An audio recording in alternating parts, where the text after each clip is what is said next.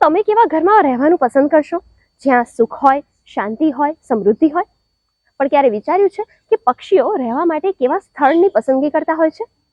આપણું ગુજરાત ઘણા પંખીઓનો આશરો બન્યું છે અને આ આશરો એટલે જળપ્લાવિત વિસ્તાર, વેટલેન્ડ. આશરો ભીની માટીનો, આશરો હૂંફનો, આશરો ગુજરાતની પ્રકૃતિનો.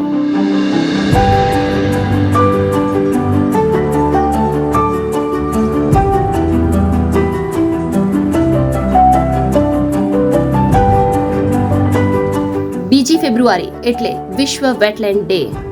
વેટલેન્ડ્સ કે જેને ગુજરાતીમાં આપણે જલપ્લાવિત વિસ્તાર અને હિન્દીમાં આર્દ્રભૂમિ કહીએ છીએ, એટલે કે એવો વિસ્તાર કે જે વિસ્તારની અંદર વરસના કમસે કમ થોડાક સમય માટે પાણી ભરાઈ રહેતું હોય, છીછરું પાણી, અને દરિયાની અંદર ઓટના સમયે 6 મીટરની ઊંડાઈ સુધીનો વિસ્તાર, એનો સમાવેશ જલપ્લાવિત વિસ્તારમાં થાય છે, વેટલેન્ડ્સમાં.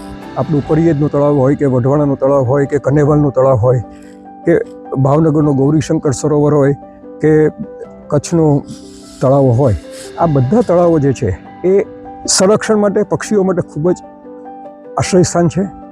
જરૂર છે એના જતન કરવાની, અને આવા કોઈ પણ વિસ્તારની અંદર એ વધુ પડતા ઊંડા ન થાય અને એ તળાવો કૂવામાં ન ફેરવાઈ જાય, મોટા કૂવામાં ન ફેરવાઈ જાય, એ બહુ ધ્યાન રાખવું પડે.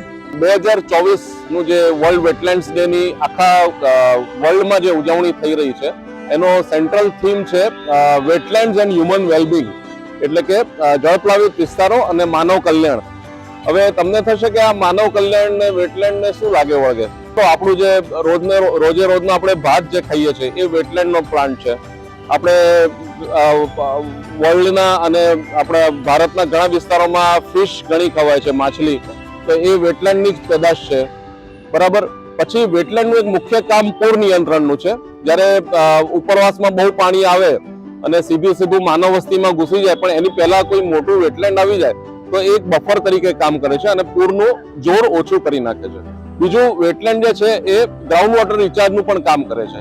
એટલે કે આપણે ખબર છે કે જમીનના પાણીના તળાવ નીચા જવા એક મોટી સમસ્યા છે, પણ જો ગામમાં વેટલેન્ડ હોય તો એનો દર ઘટવાનો દર ઓછો થાય છે, કેમ કે એ પાણી ભરી રાખે છે અને પછી ધીમે ધીમે તળાવમાં ઉતરે છે. ગુજરાતીઓ વિશ્વભરમાં ફરવા જાય છે તે તો સૌ જાણે છે, પણ તમને ખબર છે વિશ્વભરના પક્ષીઓ ફરવા માટે આપણા ગુજરાતના વેટલેન્ડને પસંદ કરે છે?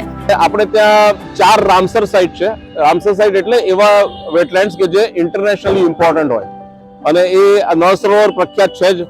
થોળનું તળાવ છે, થોળ લેક છે, ખીજડીયા છે, અને વઢવાણાનું તળાવ છે વડોદરા પાસે. આ બધા ઇન્ટરનેશનલી ઇમ્પોર્ટન્ટ વેટલેન્ડ છે, અને આગળ જેમ જેમ કામ થતું જશે એમ ઇન્ટરનેશનલી ઇમ્પોર્ટન્ટ વેટલેન્ડ બી વધતા જ જશે. અને આ બધા પક્ષીઓની દૃષ્ટિએ બહુ જ સમૃદ્ધ છે. એમાં ઘણી બધી જાતો પણ આવે છે અને એનો નંબર પણ ઘણો વધારે હોય છે, હજારોમાં આવે છે. આ જે પક્ષીઓ જે છે એ યુરોપિયન કન્ટ્રીમાંથી આવે, એટલે આ યુરોપિયન કન્ટ્રીમાંથી આ જે પક્ષીઓ જ્યારે ઠંડીનું પ્રમાણ વધે ત્યારે એમનું વર્લ્ડ માઇગ્રેટરી રૂટ છે, આખો વર્લ્ડ માઇગ્રેટરી રૂટ.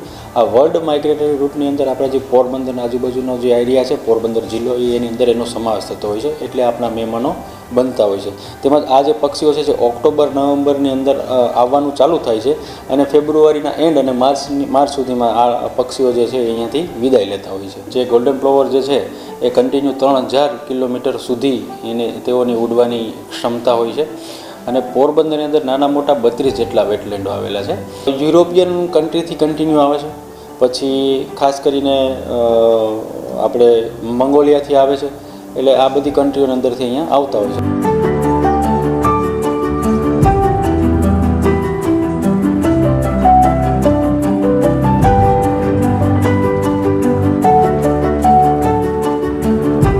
વેટલેન્ડને અર્થની કિડની કહેવાય છે. આપણા શરીરમાં કિડનીનું કામ છે બ્લડમાંથી અશુદ્ધિઓ દૂર ફેંકવી.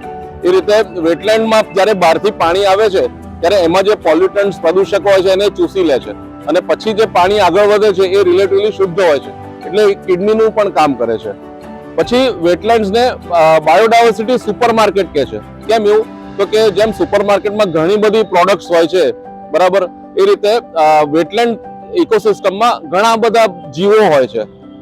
એ વનસ્પતિઓ હોય છે, સૂક્ષ્મ જીવો હોય છે, પક્ષીઓ તો આપણને ખબર જ છે, ઘણા બધા એક્વેટિક મેમલ્સ બી એમાં હોય છે, સાપ હોય છે, તો એમાં એટલા બધા જીવો હોય છે તો એને એક સુપર માર્કેટની કમ્પેરિઝન આપે છે. જળપ્લાવિત વિસ્તાર પ્રકૃતિ તંત્રની અનેક પ્રકારે સેવા કરે છે, તો માનવી તરીકે આપણી જવાબદારી છે કે આપણે પણ સંકલ્પ લઈએ કે જળપ્લાવિત વિસ્તારના સંરક્ષણનો અને તેના સંવર્ધનનો.